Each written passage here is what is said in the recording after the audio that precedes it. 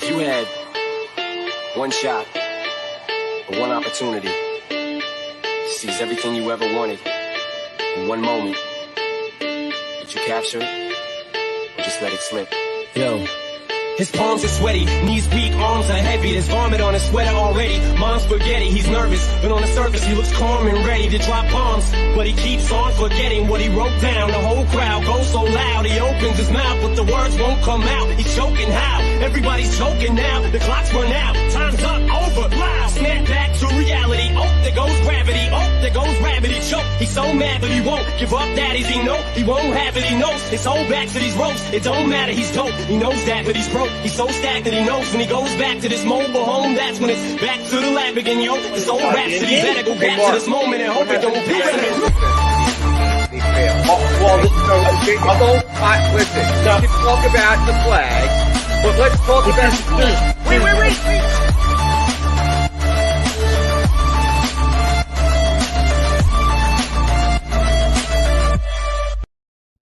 And a very good morning, everybody, and welcome to Trending in the AM. Right here on DSM Media Live, Facebook, Twitter, Twitch, YouTube. You know the drill. Retweet the show out over on Twitter. Make sure you're shooting us both a follow. Make sure you're sharing it out on Facebook, following DSM Media. And if you're over on the YouTube page, make sure you hit that subscribe button, thumbs up button. And if you really want to, turn the notifications on by hitting that little bell. Turn that on. That way you don't miss a minute of the action, because DSM Media today is jam-packed with content. Trending in the AM right now. We got the Faithful Fanatics this afternoon. Fairway to Heaven. Fantasy Golf and Gambling Podcast at 7:15, and debuting tonight, Jason's all-new show, very special show, talk about mental health awareness and different things like that, Hate to Feel.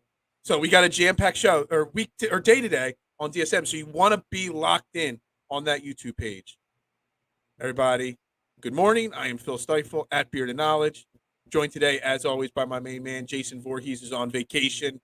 Staycation up there in Philly there. Good morning, Jason. How you doing today? What's going on, brother? How you doing today? I'm fantastic. I'm feeling good. I got a good night's sleep for a change.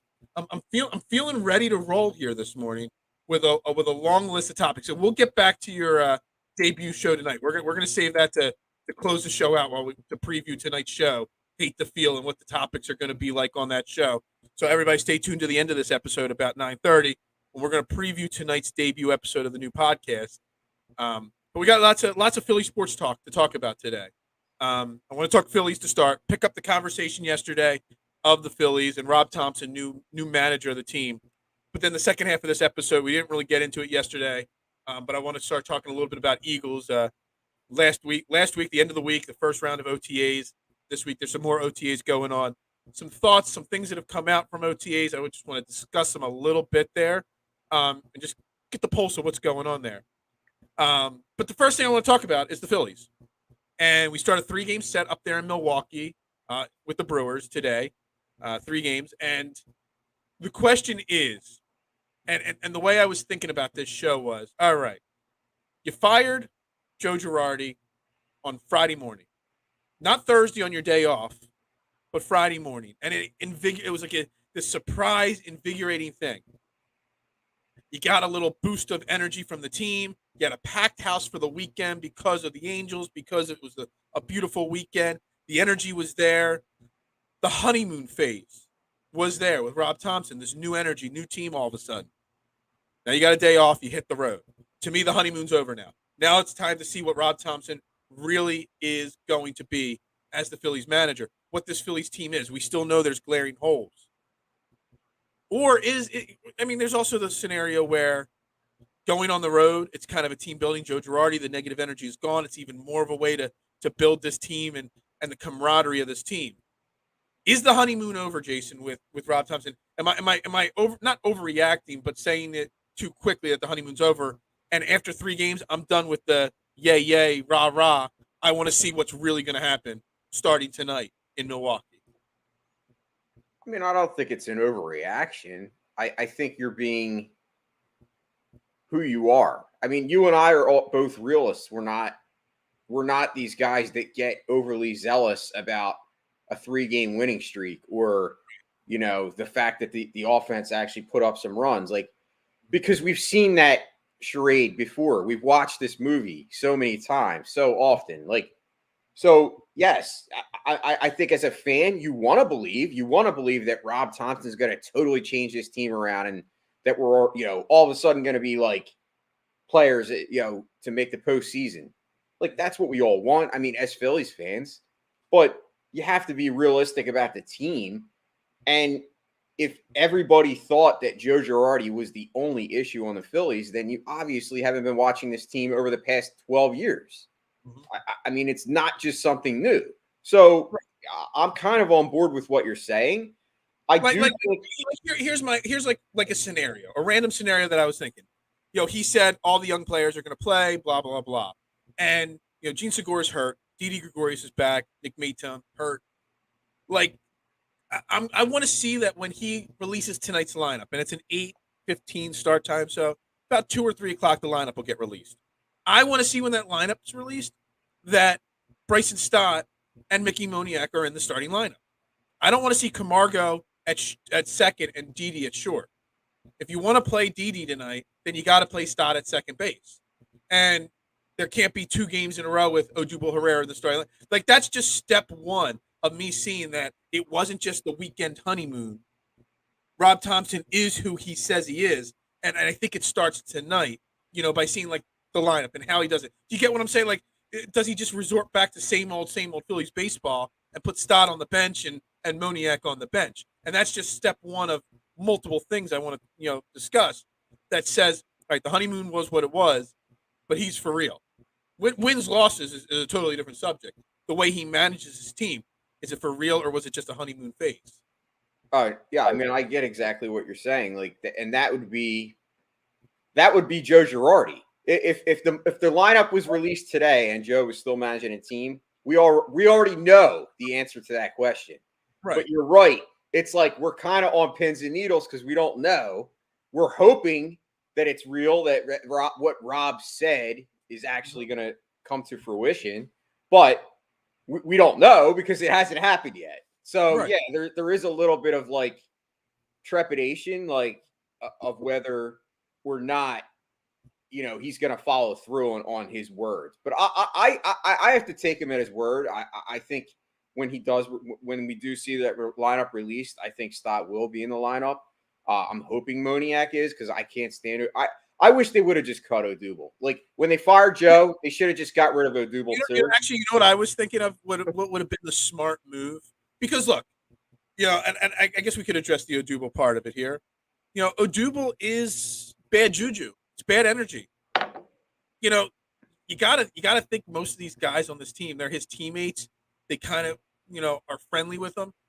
But if the fans think of him the way we do, and not just because of the plays on the field, but because of the off the field stuff too, you gotta think he's not probably the most popular player in that locker room, in that clubhouse. See, when Didi was brought back, they designated for assignment, and he's now a free agent because he's chosen not to go back to the minor league system, Roman Quinn. If I was making a statement, I would have just designated for assignment Odubel or put him on waivers and kept Roman Quinn. Roman Quinn isn't a good baseball player, but he's got the speed aspect and he's a good bench role player, where Odubel kind of feels like he's a former All-Star. He probably feels like he should be starting every day and stuff like that. So I think for the locker room and the clubhouse, designating or getting rid of Odubel would have been smarter than Roman Quinn. And then eventually you can move on from Roman Quinn when you find another bench or center field option, on this team. It's weird to say that I would have rather kept Roman Quinn, but it's the truth. Why is it weird? It's actually what I want, and I don't think it's weird. I think Odubel must have some kind of dirt on John Middleton, because honestly, what has Odubel done that warrants him being on the team? It's still I know the exact answer, and it's a problem with this Phillies organization for a long time. It's a problem with a lot of Philadelphia sports organizations at this moment. It's Odubel. They know what they have on Odubel. They're scared of the change. It's probably why Joe Girardi wasn't fired sooner, or Glenn Rivers hasn't been fired yet. It's because but you have Mickey Moniak. Know what they have.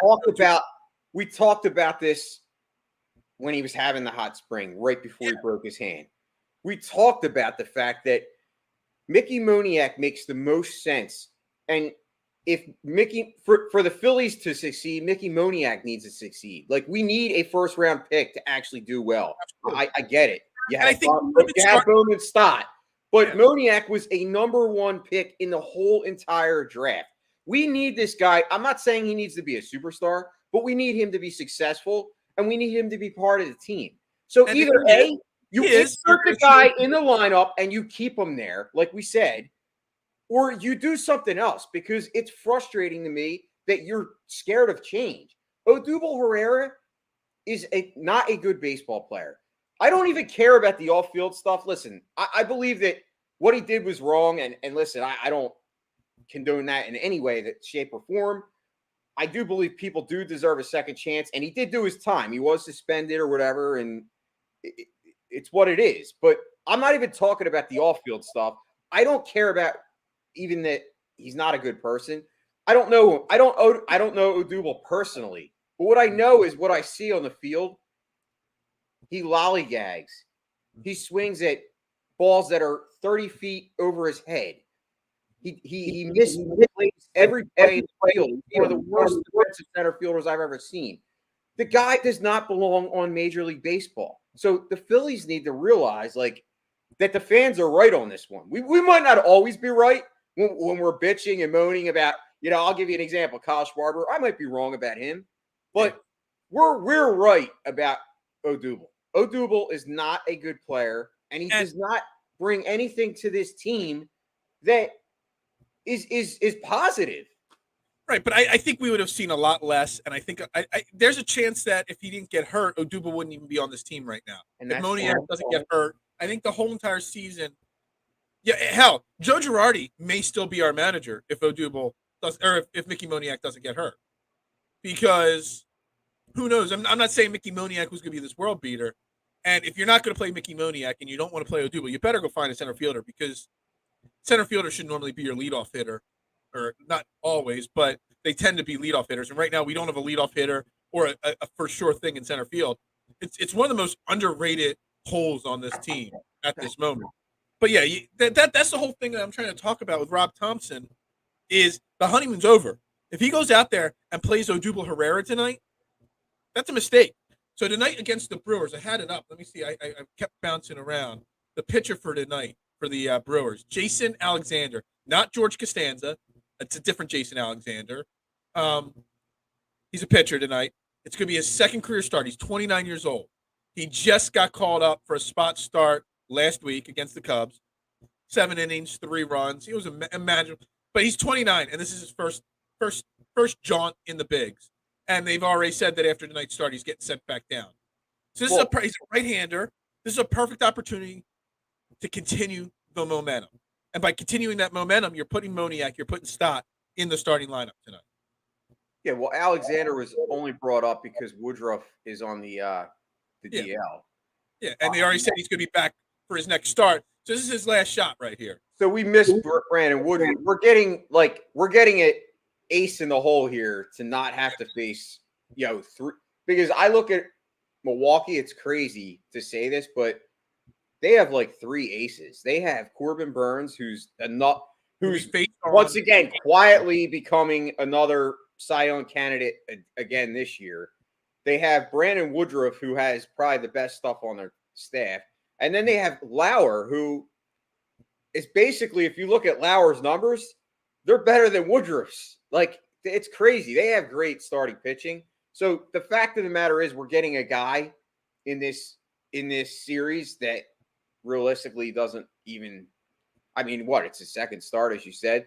I believe you have to take advantage of those situations. And that's another thing that I want to see from Rob Thomson. Should win.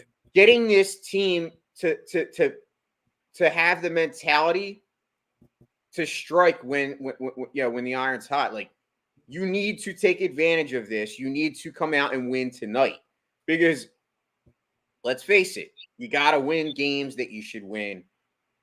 And a lot of times the Phillies' track record has been the opposite of that. So if you could see something like that where You where they need three. come out. We only have to face one of them. We only have to face Burns in this series. So we Well, should take 2 out of 3 then in this Well, that's series. what I mean. Come out. You talked about it yesterday about winning in small chunks and kind of taking little L's instead of like trying to go for that big goal. Well, this is right where it starts because you got to start taking some series. So if you can win 2 out of 3 here, win 2 out of 3. Like if you start doing that, that's when you can. I'm not saying you're going to eliminate a deficit, but you're going to kind of start making some headway as long as the Mets obviously start losing some, which they won again last night. You say that, taking those because I kind of started today. I looked at the schedule. I'm like, let's pick a section of the schedule out and just see how they could do. So I picked the next because yesterday was their last day off. They play 14 games in the next 13 days. The Phillies. That's 14 games. 9-5. That's not world beater. 9-5. That gets them to 500. That's 3 games against the Brewers, 3 games against the Diamondbacks, 3 games against the Marlins, and then 5 games against the Nationals. Can they go 9-5? And is that good enough for you? Because that's just getting you back to 500. But getting back to 500 is step 1 in my mind. If they do that, they go 2-1 against the Brewers. Say they go 2-1 against the Diamondbacks. That's already a great start. Now let's just say they go 2-1 against the Brewers and 1-2 against the Diamondbacks. But then they still got 8 games against the Marlins and the Nationals, 2 very beatable teams, also 2 teams in their division. Now all of a sudden, if they go maybe 6-2 in those 8 games, coupled with the 3-3 in the next 2 series, there you go. You're at 500. Is that enough in a short period of time for you to, I don't want to say buy back in. Is that a good window and a good goal to set? Or is that even too big of a goal to be setting at this stage? Should we just be saying, let's just win this series against the Brewers? Yeah, I mean, I realistically don't want to look too far ahead. And I think that's part of the Phillies' issues, and not just the Phillies, but like a lot of sports teams in general. I think a lot of times teams are looking too far into the future as opposed to just worrying about today and taking care of today. Like when you're in a position where you kind of created this gigantic hole for yourselves already this early in the year, it's going to take a mentality of let's just win tonight. Like, I don't think it's unrealistic goal to set though to be 500 in that stretch. I mean to get back to 500 in that stretch by going 9-5. I think that's actually a legitimate ask from us, the fans, like because this team has still go 11-4.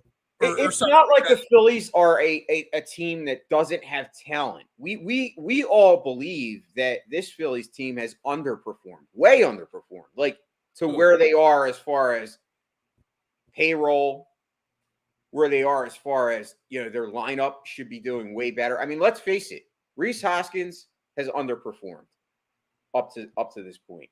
JT Realmuto has underperformed up to this point. Nick Castellanos has underperformed up to this point. Kyle Schwarber has underperformed up to this point. The only guy that's playing better than what he should be is Bryce Harper. Mm-hmm. So, and Alec Boehm, I would say, because I don't think a lot of people thought Alec Boehm was going to be successful or be, even a part of this team. I think a lot of people thought maybe we would trade him, and we could still do that. But I like Alec Boehm, and I think he's part of our future. It's really important to put, and what we could use this phrase when we get to Eagles talk later in the show is it's about putting realistic expectations. You know what I mean? Because if you set the goals too high for yourself and then you fail, you fail.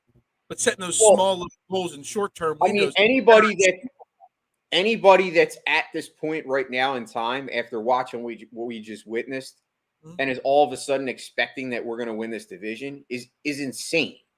To think that the Phillies could do it, is it impossible? It's absolutely not impossible, but I don't see it happening, and that would take a major implosion from the Mets. It would. You're not going to just catch them. You would have to like probably go like 70 and 20 something the rest of the way and have the Mets, all of a sudden falter. It's not going to happen probably, but I think the realistic expectation or goal is to make that third wild card. That's absolutely attainable, but it starts today. It started this weekend. But you have to, like you said, today is going to be a great, I think, I don't want to say milestone. That's not a good word. A great marker for where it is Rob Thomson for real. Like, was his words realistic, or was it just like, as you called it, perfect analogy, a honeymoon? Because I think when you see that lineup tonight, if you do see Odubel on it or Didi and you don't see Stott and you don't see Moniak, then I'm going to just start questioning, like, okay, was he just doing this to save face and get a little bit of a crowd from the home team? Yeah, exactly. If you see a lineup tonight that has Stott and Moniak and it's basically the same lineup as the first game, then I'm going to start saying, yeah, I think Rob Thomson's for real. And I think that the expectations that you're saying are very much realistic. I think it depends on tonight. And it's a great time to have this conversation because it's a great thing. You talk about the Brewers and we're facing the weaker pitcher. I have a big question mark tonight, and I'm really curious to see how Rob Thomson handles this part of it, because the Phillies fans, the Phillies media have given Zach Eflin the super long leash, 7 years with the big club, and he's going to put it together soon. But yet Ranger Suarez, who's in his first official season as a full-time starter, everyone's already ready to throw in the towel after 7 or 8 starts from the kid. So what the question is, what do we do with Ranger Suarez? I know a lot of people are saying bump Ranger Suarez back to the bullpen already, but yet we're willing to give Zach Eflin 7 years to figure it out, but we're not willing to give Ranger Suarez half a season to figure it out. So, and there is concerns because his last 3 starts, he hasn't gotten to the 5th inning yet in his last 3 starts. He's definitely struggling. He's not putting guys away. Super high pitch counts. He kind of looks like Vince Velasquez out there, hitting a lot of bats and stuff like that. Except he just doesn't have the strikeouts that Velasquez does or did. What do you take on Ranger Suarez? How do we convince the fans maybe to give him a little bit more time, almost to an extent? I mean, Ranger Suarez definitely needs some more time. You can't just all of a sudden pull the plug on a kid that had a season that like he did last year, and he started off pretty good this year, in this year. I think the thing with Ranger Suarez is that he is your 5th starter. Like, if I'm the Phillies, I'm looking at it from this window. I'm not ready to make a trade yet and be buyers because I have to see more from this team. I need a lot more. I need this team to pretty much completely turn it around and play winning baseball. So I'm not looking at it that way yet. But what I am saying is, do I have anybody in the minors right now that is possibly better than Ranger? If the answer to that question is yes, then maybe I do pull the plug in that way.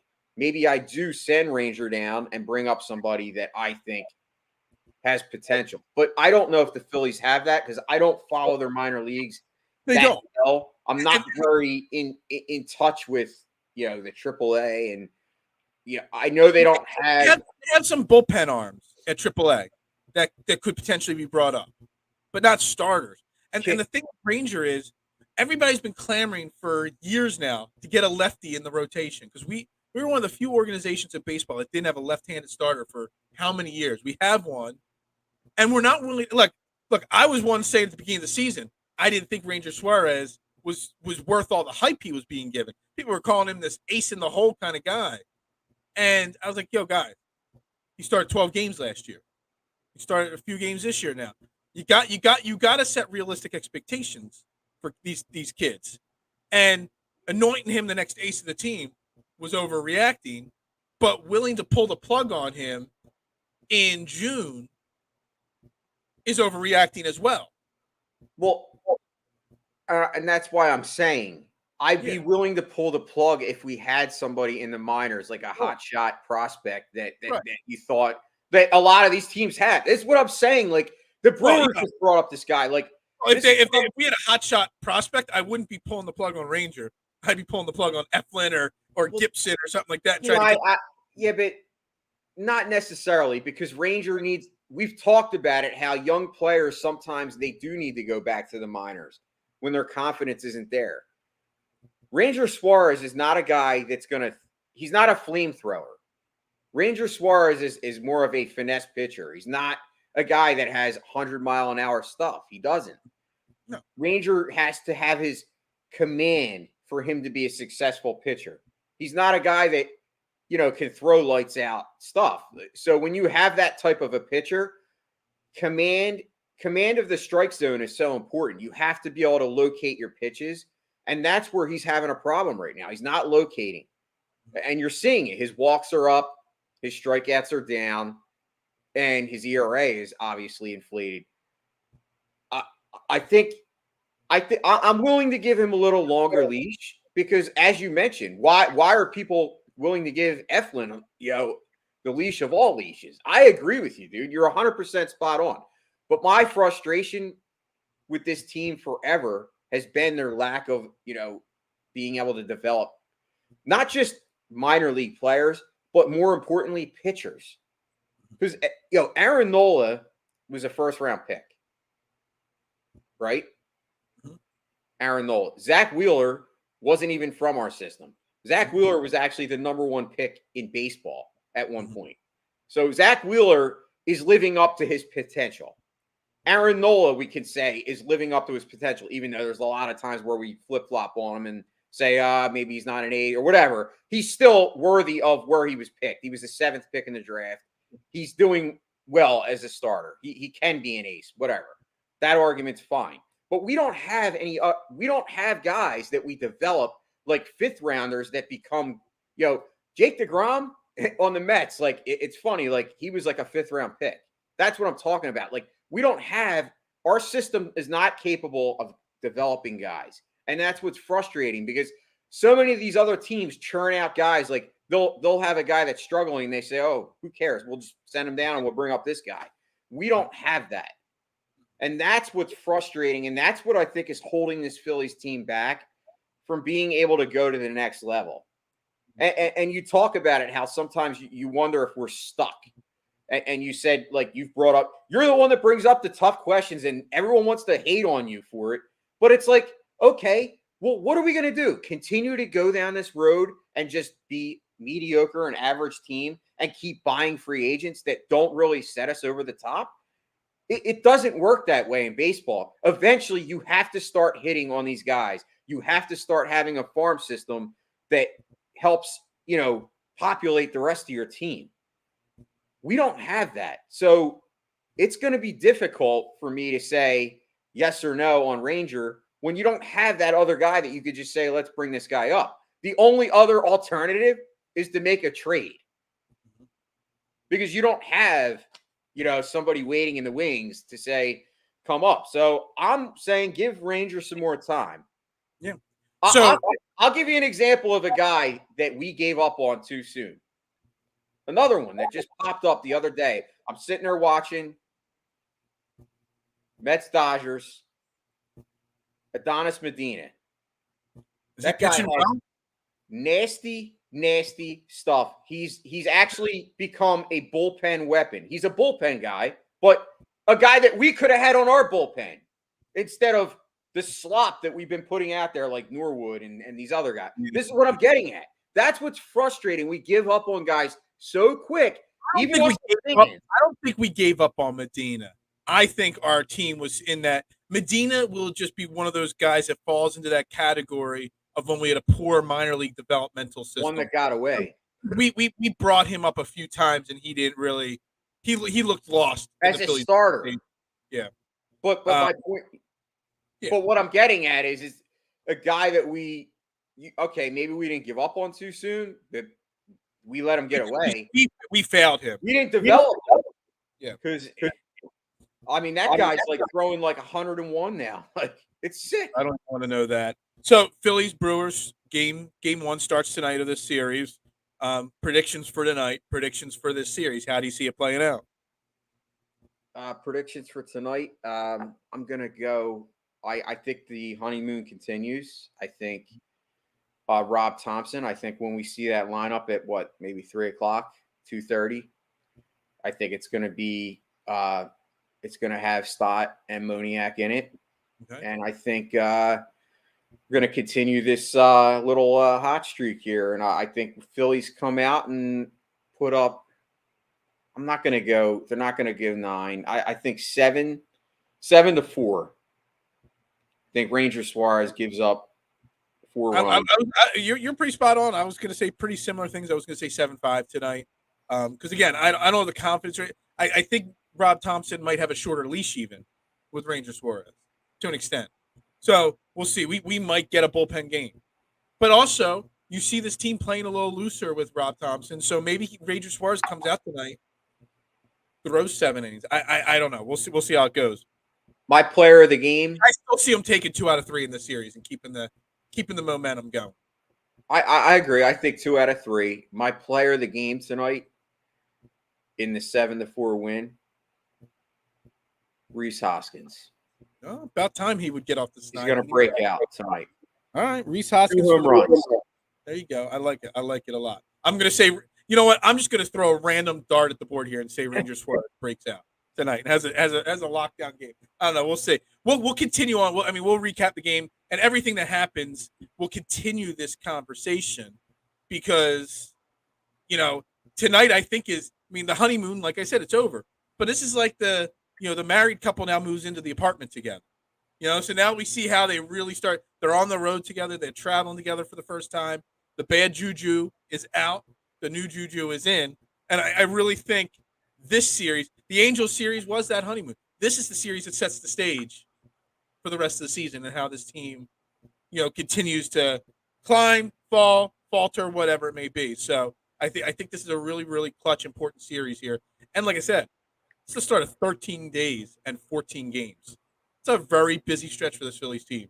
So we'll see what happens in the next couple days here. All right, so we're going to transition. I want to talk Eagles a little bit here today. Last week, OTAs. Friday was the only one that reporters got to get in on the action and see and report to us fans. Lots of little random information. There's more OTAs this week. And then that's it. After this week, we won't see the Eagles on the practice field again till July, till end of July for training camp. We kind of briefly touched on it last week. I want to start there. Are you okay with the Eagles not having excessive amounts of OTAs? Most teams, you're allowed 10. Most teams do 10. The Eagles are doing 6. I'm okay with it if it's going to keep them healthy, as long as they're putting in the work on the side fields together, like in staying healthy and staying, fit and stuff. But really hurts talking if we don't have more OTAs to talk about. Yeah, I'm okay with it. I don't see an issue if they do similar to what they did last year. And I thought last year was a success. With all things being said, having a brand new coach, on both sides of the football, having a roster that realistically, was defunct of superstars, like, a lot of, good players, but not great. But, we've definitely improved the roster. I think, I want my guys to be healthy. Listen, we say it all the time at the Eagles, every year have had more and more injuries. What do you do? What's the fine line? Like, some teams would, or some theorists would say that, well, the reason they're getting injured is they're not hitting enough and they're not practicing enough. Others would say, no, it's because they're doing too much in there and people are getting hurt in practice. I don't know what the answer is. Because either way you spin it, somebody's going to, there's going to be trolls on the opposite end saying that's wrong. So it's like, what do you do? There has to be a fine line. So I think they split it more so not down the middle. It would be 5 if it was down the middle. They did 6. Okay. I mean, I don't really see. Yeah, I don't see the issue with it either. 6 or 10. I wish they had more OTAs because it would give us more to talk about and more footage and stuff like that. But yeah, I just was curious real quickly on that. So the first thing that came out of camp on Friday with the reporters there, outside of the fact that I was reading an article. This is a total side little rib here, but I was reading an article and it said Jalen Hurts throws touchdown pass to Dean Cain. And I'm like, Superman is running routes for Jalen Hurts. I don't know if you guys remember the actor Dean Cain who played Superman in that drama and all. It was really Deion Cain is the wide receiver. But for some reason, subliminally, because of my affinity for Superman, I read Dean Cain was wide receiver for the Eagles. Just totally random there. But the thing is there, Jalen Hurts. It came out on Friday, the brief period, I think it said 50 minutes that the reporters were there of actual practice time with the players on the field, watching what was going on. Jalen Hurts throwing motion. More over the top, quicker release, quicker on the shorter route, intermediate routes. He looked really good. Had completed 4-4, on the first set of, 7-on-7 drills. He looked different and more efficient. So without putting on, we just talked about the Phillies and not making undue pressure by saying they got to go, 10-2 every 12 games. What are realistic expectations for Jalen Hurts, not putting too much pressure on him? And I started thinking, I was like, everybody talks about how bad he looked in the playoffs at the end of the season last year, and that he can't play like that. People forget that he wasn't healthy, that he was on a bummed ankle at the end of the season last year. So if he's worked on his mechanics, and we keep talking about he's going to put the work in, what are realistic expectations and goals to set for Jalen Hurts? So that we're not saying he's got to be a top 5 quarterback or we're going to move on. How do we set the boundaries for realistic versus unrealistic expectations on Jalen Hurts? I mean, I'm a big Jalen Hurts guy. So am I. But what I want to know is, like, me and you, we see little improvements. We'll be okay even going into 2023 with them. But what's realistic to set as those, boundaries for him? I mean, does it have to simply come down to the win-loss record? Does it simply have to come down to his completion percentage and interception rate? Or is it an eye test of what we're going to be looking at? You read my mind. Yeah, is it really simple as the eye test and all the stats and the records are ancillary to set expectation-wise? You read my mind because you can have all the good stats in the world. It's the eye test to me. Like, because if you want to go by that, I look at Jalen Hurts' stats last year and I say they were very good stats. Like, Jalen Hurts is a good quarterback. Like, if you want to go, there's got to be, once again, we'll talk about how, some teams are ultra focused on the analytics. Like, you can't just go all by the numbers, especially with a guy like Jalen Hurts, because a lot of it is the eye test. The fact of the matter is that when you're watching Jalen Hurts, he was not showing signs of being able to hit his second and third reads. That's a fact. That's the eye test. That's not numbers don't show that.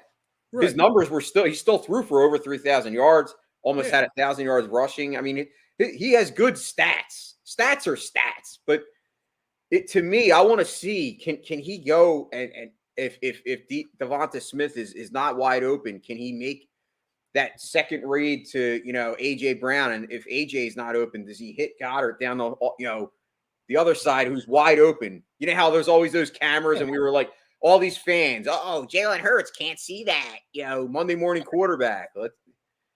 Well, it is kind of true. I mean, it's the eye test. So I want to see Jalen show growth in those areas. How much growth?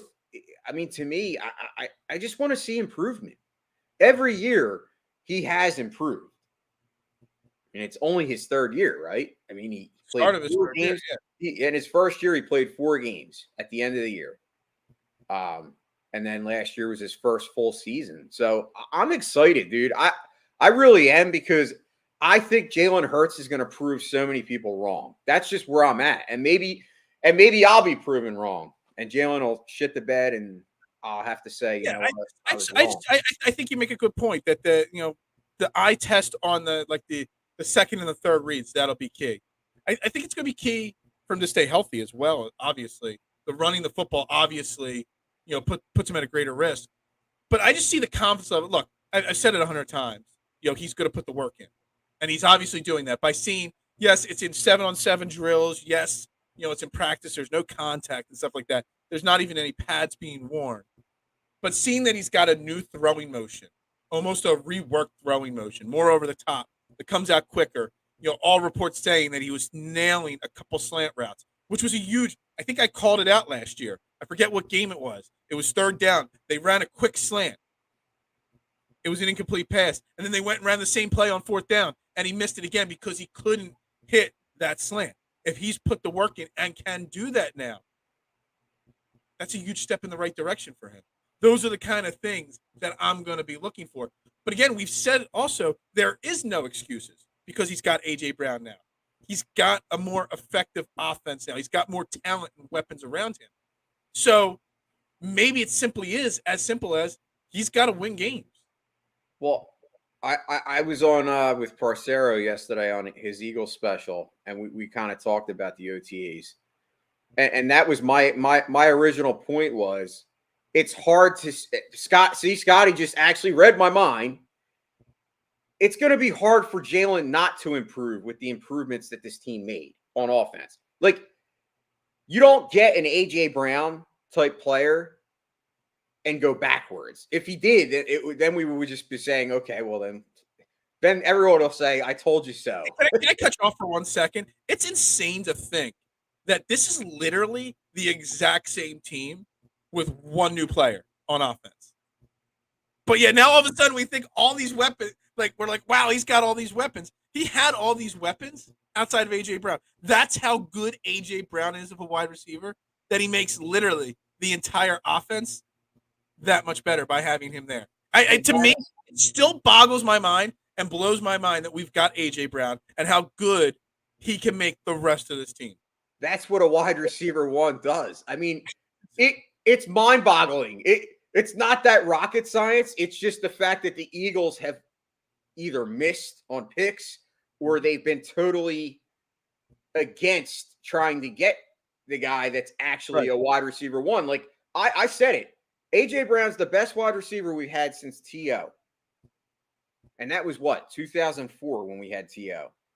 Well, 2005 is when the year he left. But that, I mean, what does that tell you? Like, listen, I love Deshaun Jackson. Deshaun Jackson's a legend in this town, but he wasn't what I would consider a wide receiver one. He was a guy that he was your deep threat guy. That's not always, everyone kind of mistakes a lot of times when someone says a wide receiver one that, it's the guy that always goes deep. Generally, that's not true. Like Davante Adams, yeah, he catches some deep passes, but Davante Adams does most of his damage in that 15 to 20 yard range. Like, big body guy. That's what A.J. Brown, I'm not saying he's Davante Adams, but A.J. Brown is legit top 10 wide receiver in the league. And his ceiling is definitely top 5. Can we backtrack off the Eagles for a second? You mentioned Deshaun Jackson. I'm sure you saw the rumors of the interview that he gave about bashing Donovan McNabb. We talked about that too. Yes, sir. Jesus. I mean, we were talking in the group chat about me and Scotty about, everybody thinks I had a big, affinity for Ben Simmons and I didn't want to move on from Ben Simmons. Damn, if social media was around or if I was on Twitter and if I had a podcast back when Donovan was, around, you guys would have been nauseous with my Donovan McNabb love and support, like complete nauseous. But the longer his career is over and the more that comes out about Donovan, man, Donovan really was an asshole. He really was. It's not. The more and more comes out, it wasn't just him and T.O. A lot of people did not like Donovan McNabb. And I'm second guessing everything of my early 2000s. Everything based off of, more and more coming out. I don't even know what to say. I mean, I got Donovan hanging up back there somewhere, but he might have to come down. I don't know. You know. I mean, it's brutal. Like, you're right. It actually hurts how you feel because I love the guy. Like, I idolized McNabb. We all did. I mean, people our age, but you and me, we're what? Yeah. I'm older than you. I'll be 46. Yeah, you're older than me, but I'm still in my 40s too. Okay. But we idolized McNabb. But you're right. It goes to show you. And at the time when the whole TO fiasco went down, 99.9% of the people wanted to blame TO. And at this point in time, after seeing all that's transpired, I now blame McNabb. I realistically believe McNabb is the difference to us having actually won a Super Bowl earlier than what we did in 17 and to what we have now, that the fact that we only won in 17. Because I think if McNabb doesn't screw that relationship up with TO, he ends up staying and we possibly win a Super Bowl then in that era. And that screwed up a lot of, like, think about guys like Ike Reese, like guys that we, and Brian Dawkins that deserved a Super Bowl. They should be pissed off at McNabb because I think he's the sole reason that we didn't. Dude, there's a picture of a golf outing. I think it was Dawkins maybe had a charity golf outing a week or two ago. And there's a whole bunch of those Eagles all sitting around the table. And Donovan was in there. And I'm a body language guy. I've talked about it before. I love to read body language. It did not look like one person in that group. And it was just a still. It was just a single photo. But if you read body language, it did not look like any single person in that group wanted Donovan McNabb in that photo. I mean, look, it's crazy. I literally thought he was the great. I was ready to go to bed. I was so upset. Probably in the heat of the moment when he got traded to Washington is probably one of the 2 or 3 most disappointing Philadelphia athletes leaving town in the heat of the moment. You know, looking back, it was the right move, obviously, and all that kind of stuff. But in the heat of the moment, that was probably one of the most upset times I was about losing a Philadelphia sports athlete to a trade. Absolutely. I mean, I would have to think. I mean, losing Brian Dawkins. Brian Dawkins was for me. Probably be number one for me. Cliff Lee getting traded away the first time. That was pretty upsetting to me because I knew that was a wrong decision. Trying to think who else. I didn't get upset when Kurt Schilling got traded away to the Diamondbacks. I was happy that Darren Dalton got traded to the Miami to get a chance at the World Series. I'm trying to think of other times. Allen Iverson getting traded, it was time. You know what I mean? When he got traded away to the Denver Nuggets. You were happy? I was happy Ben Simmons finally got traded. I'm trying to think of any other Philly athletes that upset Fultz. Yeah. No, I was not happy that Markelle Fultz got traded. I was not. I was not ready to give up on. You know, he wouldn't rank in one of my. He would rank in my top 10 pills I'm going to die on. That Markelle Fultz was the right pick and all. It just didn't work out. Sometimes you make the right pick, it just doesn't work out. So I don't know. Anyway, back to the topic of the Eagles at hand. And I just you mentioned Deshaun Jackson. It got me it just reminded me. I completely forgot about that. So back to what I was saying is AJ Brown makes everybody else better. And I said it. I think, in my opinion, this is where I'm at. I think Dallas Goedert is the one that actually breaks out and becomes an elite tight end this year, as opposed to being in that. He's close. He's always been in that tier of like the second tier. I think he goes up into the ranks of, Travis Kelce this year, like that kind of tight end because of AJ Brown. I think AJ Brown is not just what he puts up stat wise. It's what he does for the rest of this team. Opens up the field for everybody. Like, I think Goddard is going to eat over that middle so much because Smith and AJ can both run crisp, clean routes. We now actually have 2 guys that can get open. They're going to kind of take a lot of the double coverage, and Goddard is just going to have this big open space, man. It is realistically speaking, and I know this is insane to think of, that if Jalen Hurts is even 1% better than last year, that we have 3 1,000 receivers on this team in Goddard, Smith, and A.J. Brown. In the era of passing where the NFL has become a passing game, it's absolutely attainable. And yeah, that's a great transition. It's a passing league. Look at the Bengals. Yeah. It came out during OTAs on Friday, the post pressers and interviews and stuff, that Shane Steichen will be handling all play calling duty this year. And honestly, it kind of flew under the radar that he was calling the plays most of the second half of the season last year, he said. And honestly, we never talked about it because I don't think it was really publicized much that Nick Sirianni had completely given up play calling. Do you like the fact that Nick Sirianni was not doing well last year, obviously, at the beginning of the season, and he passed off the play calling duty quietly, and it's now officially announced Shane Steichen's calling the plays? I actually love it when head coaches don't call plays. I do. I think it actually helps the team. It helps them manage the entire team a little bit better and, keep a pulse on everything that's going on. The head coach still makes the decision to go for it on fourth down and, what to do here and there. But I think it's a fantastic thing in a passing league, having an offensive-minded offensive coordinator like Shane Steichen that can just attack. I'm just really excited about what could happen play calling wise with this team. I mean, I'm in the same boat as you. I think you look at the perfect example of that is the 2017 Eagles. Yeah. Doug Peterson, yes, while he was involved in a lot of the play calling, Frank Reich still called the plays. And I look at it the same way. I think when you have a head coach that's so focused on calling the plays, a lot of times that hurts you in your ability to,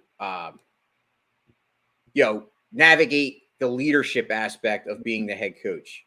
I think sometimes you fail that aspect because you're so focused on the play call. And I'm going to name the two examples. I know there are two obvious examples. Well, three. I'll actually throw three examples in there. Three coaches on three organizations that don't call plays that have consistent success. Two of them have won multiple Super Bowls, and that's Mike Tomlin with the Steelers and Bill Belichick with the Patriots. And then you can throw Pete Carroll with Seattle. They've won one Super Bowl with him, two, and they've been to a couple others.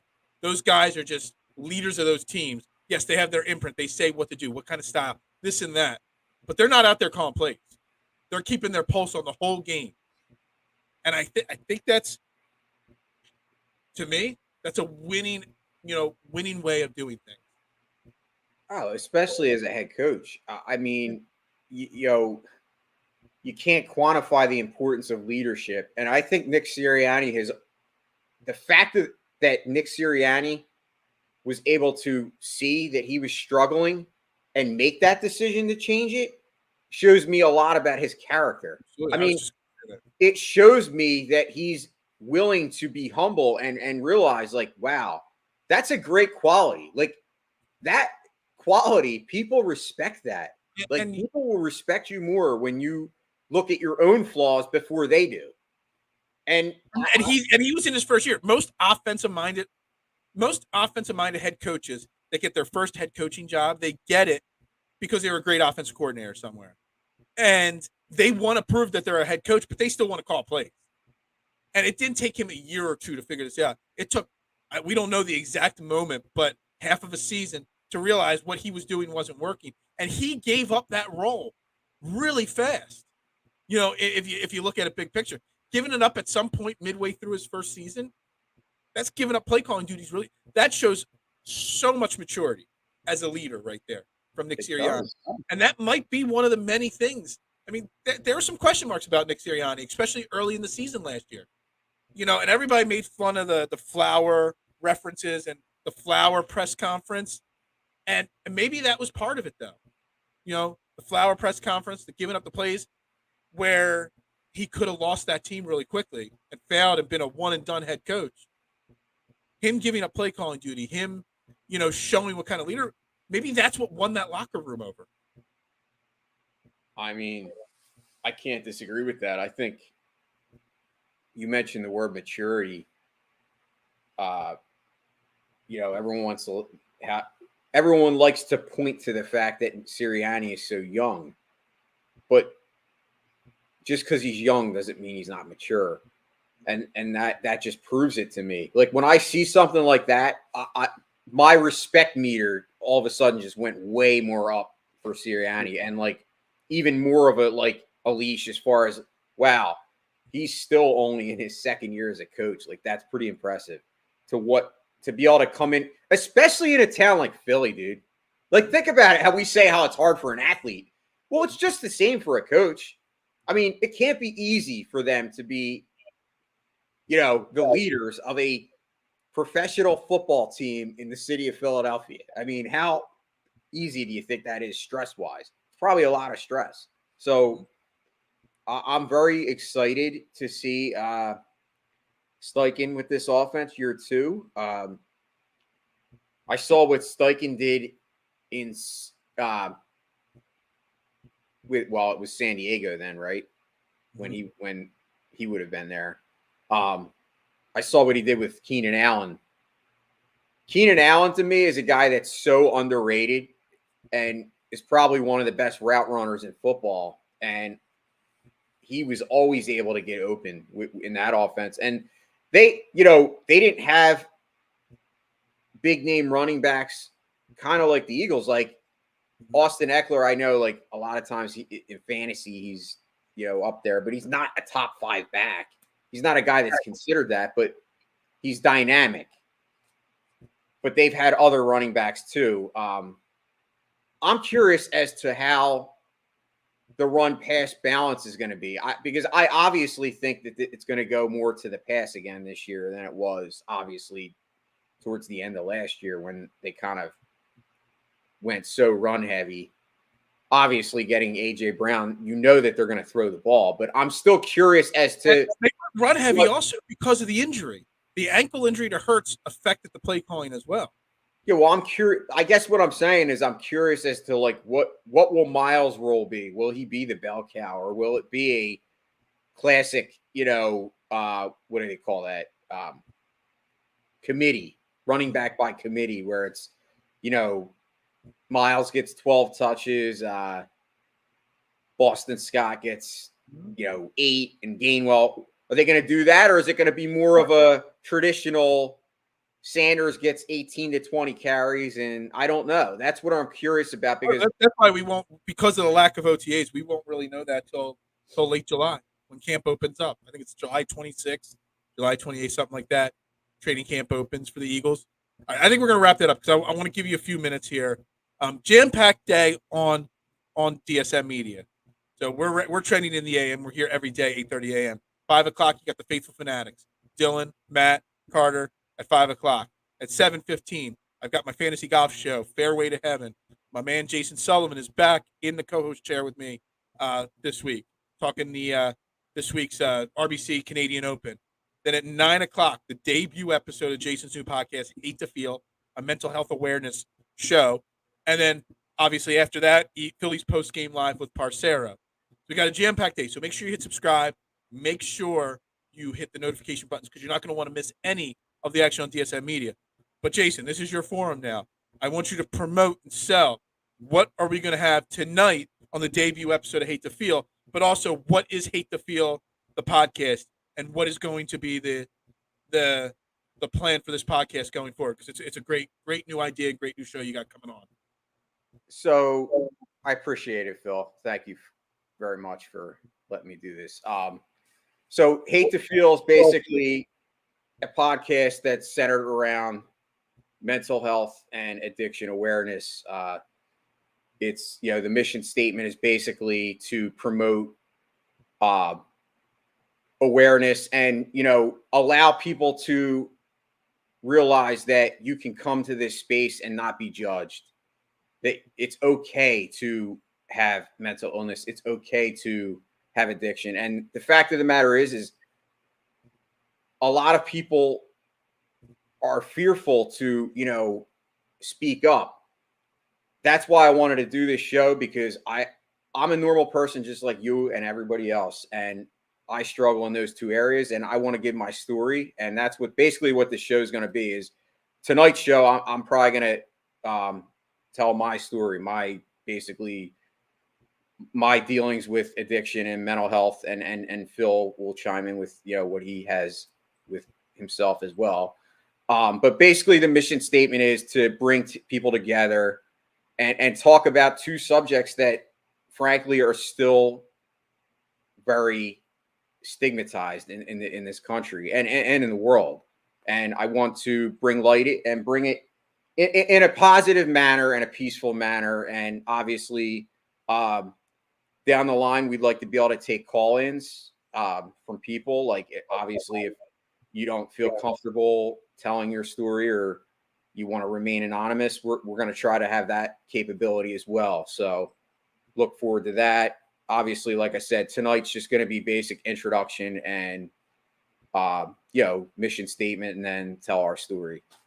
Yeah, absolutely. So I'm super pumped. I'm super excited that you're doing this. It's great to have a voice to have this. And like he said, call-ins eventually, some guests maybe along the way, maybe some professionals. And you know what? Even if you want to have thoughts or opinions or comments or tell your story and you don't even want to be on the show or talk or even anonymously talk, you can send Jason or myself a private message, with your questions or your thoughts or your, with whatever you have to say, period, on it. And we can anonymously read them off and talk to you guys about that as well. So, our message boxes are always open, always Absolutely. for anybody, anytime that you have anything to do. So I'm excited to get this underway tonight. It's not going to be a show that has a set schedule. We're gonna try to find a couple times a month, so that's different time periods, different time frames, so that everybody can have the chance to live interact with the show, and then also catch it on replay later on. But again, make sure you're tapped into DSM Media so you do not miss the show tonight, 9 p.m. Hate to Feel. Thank you, Phil. All right, let's wrap the show up there for today. Got a busy day at work and a busy day right back here on DSM Media. So everybody have a great day. Great day. And hey, we'll see you back at 9 p.m. for Hate to Feel. Ring the bell.